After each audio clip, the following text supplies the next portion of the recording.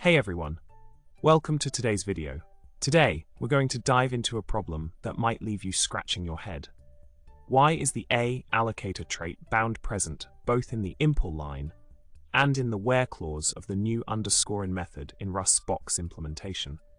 Is it just for documentation purposes, or does it serve a different function if the where bound was left out?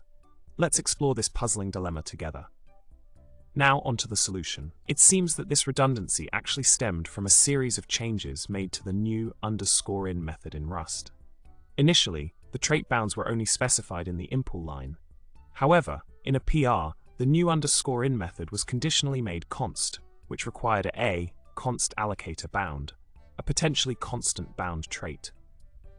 This change led to the need for the trait bound to be moved to the method level. Subsequently, due to design concerns involving const traits, the tishcore const feature was removed, leaving behind the redundant trait bound. So in essence, the duplicate trait bound in the where clause is a relic of past modifications to the Rust codebase. In summary, we delved into the intriguing case of the duplicated trait bound in Rust's box implementation. What initially seemed like a peculiar redundancy turned out to be a remnant of past code alterations that introduced and then removed a const trait feature.